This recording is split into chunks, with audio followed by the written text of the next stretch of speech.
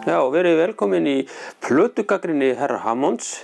Þetta fyrsta plötugagnrýnin sem ég mun vera með af fjölmörgum allavega og við ætlum að byrja því að gagnrýna sjálfa kónginn, Bubba. Og það verður nýjasta platan sem kom út árið 2012, bara fyrir nokkrum mánuðum þegar þetta tekið upp og það platan Þorpið. Á þessari plötu eru alveg úrvalslistamenn sem spila plötunni. Það eru þeir Bensínbræður sem sjáum að spila á gítara og orgel og píanó og svoleiðis. Það eru Daði Birgisson og Börkur Hrafn Birgisson sem voru áður fyrir í hljómsveitinni Jaguar.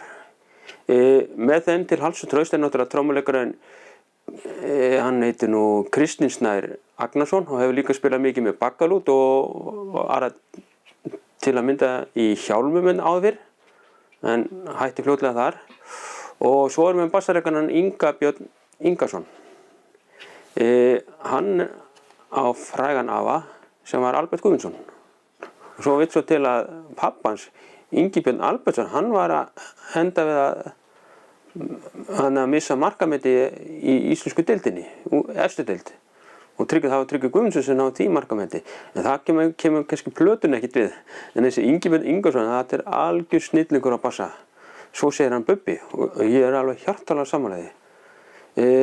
Svo verðum við að nefna tvær manneskjur sem sjáum bakrættir.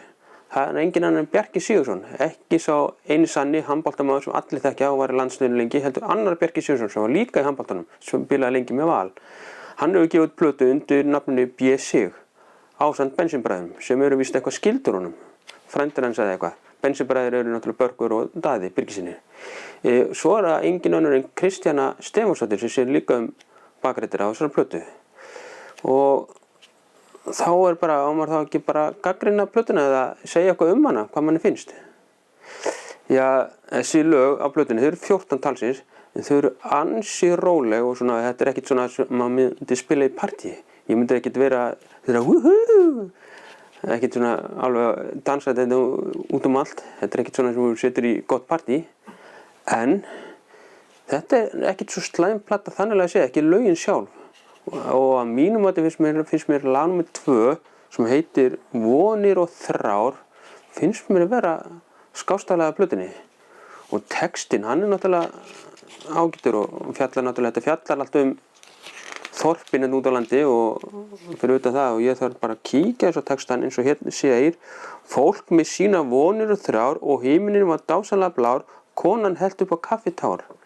Svo annað hérna: Þá fullir allir bátar af fiski voru, síldin fyllti firðina, hvern vog og skoru, svo var fuglabjargi einn daginn hljótt, síldin hvarf bara miðjanótt. Þessi plata fjallar eiginlega þorpin hérna á Íslandi sem að þurrkast út. Svo get ég nefnt náttúrulega lag númer 7 sem heitir Þorpið, titill af plötunnar. Það lag sem hann syngur með, fekk Múkisson til að syngja með sér á þessari skífu. Og það nú alveg bara ágætis lag. Þetta það sem ég get sagt plötuna. Ég mjög sátt við þessa plötu en hún náttúrulega ekki alveg 100% fullkomin eins og það engin fullkomin. Það vil ég nú segja. Þá erum við að gefa plötunni Þorpið með Bubba og Sólskuggunum sem spila á plötunni með honum einkunn. Einkunnum verður þannig að þetta fer upp í 6 bjóra, eða réttar sagt kippu. Ég mun gefa þessari plötu 3,5 bjór, en ég hefði gefið alveg hátt upp í 5, hefði þetta verið svona partyvæn plata, en það hún ekki. Þannig að ég segi bara takk fyrir mig.